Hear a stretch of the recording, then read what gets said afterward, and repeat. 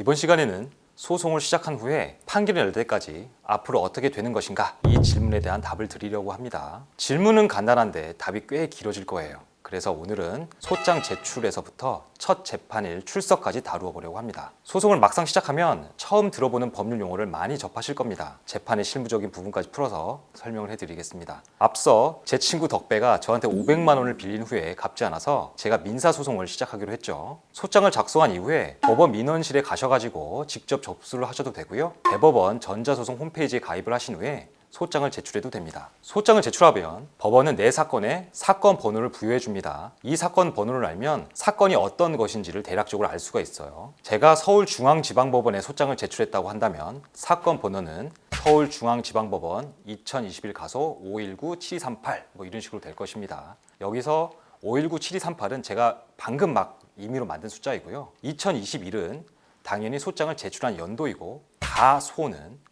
민사소액 1심 재판을 의미합니다. 민사소송에서는요, 1심은 가, 2심은 나, 3심은 다를 씁니다. 그래서 2심 사건 번호는 2021-36577 이런 식으로 되고, 3심 사건은 2021-296163 이런 식으로 됩니다. 참고로 형사사건은 1심 고, 2심 노, 3심은 도라는 분류기호가 들어가고요.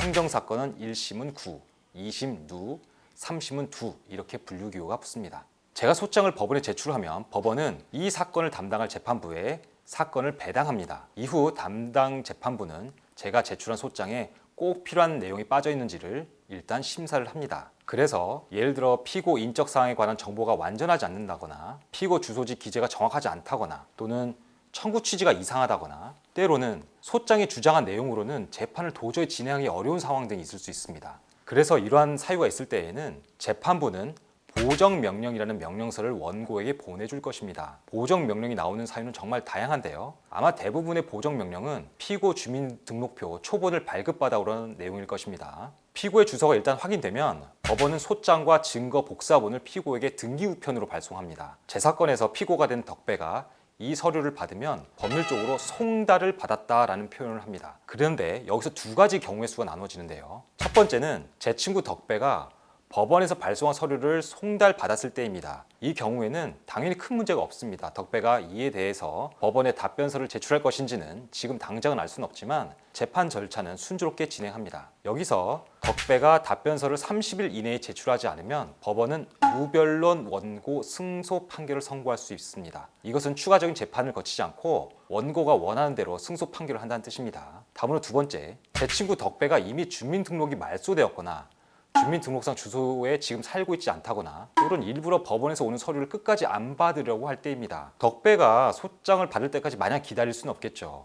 이런 경우에는 공시송달이라는 것을 할 수 있습니다. 공시송달이라는 것은요, 쉽게 말해 아무개한테 이러이러한 서류를 보냈으니 몇 월 며칠 0시부로 그 사람한테 송달된 것으로 간주한다는 내용을요, 법원 게시판에 올리는 것을 말합니다.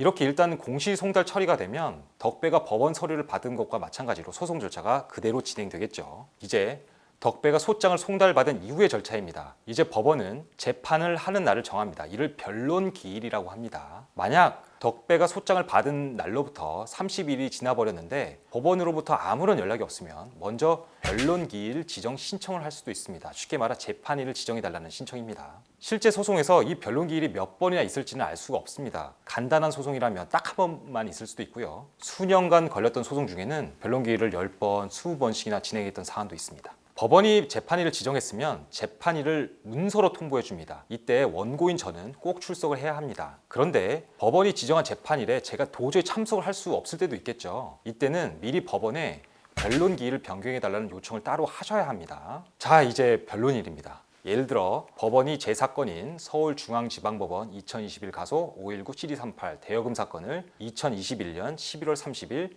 15시 30분에 진행한다고 해보겠습니다. 재판 시작 전에 미리 법정에 들어가 계셔도 됩니다. 그럼 내 사건 앞에서 진행되는 사건에 방청도 할 수 있습니다. 판사님은 이제 사건 번호와 당사자를 호명할 것입니다. 이런 식이죠. 자, 다음 15시 30분 사건 2021 가소 519-7238 원고 오경수 피고 김덕배, 이렇게 판사님이 말씀하시면요, 방청석에서 일어나서 앞으로 나오시면 되고 저는 원고 측 책상에 앉을 것입니다. 실제 법정에 딱 들어가면 원고, 피고, 팻말이 있습니다. 거기 앉으시면 되고요. 법정 경위에게 신분증을 보여주시면 됩니다. 판사님은 당사자들 출석을 확인한 후에 재판을 시작합니다. 실제로 드라마나 영화에서처럼 드라마틱하게 재판하는 경우는 별로 없고요. 이제 판사님이 이런 식으로 말할 겁니다. 자, 원고 2021년 10월 15일자 소장 진술하시고 갑 제1호증부터 3호증까지 제출. 피고 2021년 11월 15일자 답변서 진술하시고 을 제1호증 제출. 판사님이 이렇게 말할 때 그냥 가만히 계시거나 네 이렇게 간단히 답변하셔도 됩니다. 이제부터는 판사님 스타일마다 많이 다른데요. 이 다음 얘기는 다음 영상에서 이어가도록 하겠습니다.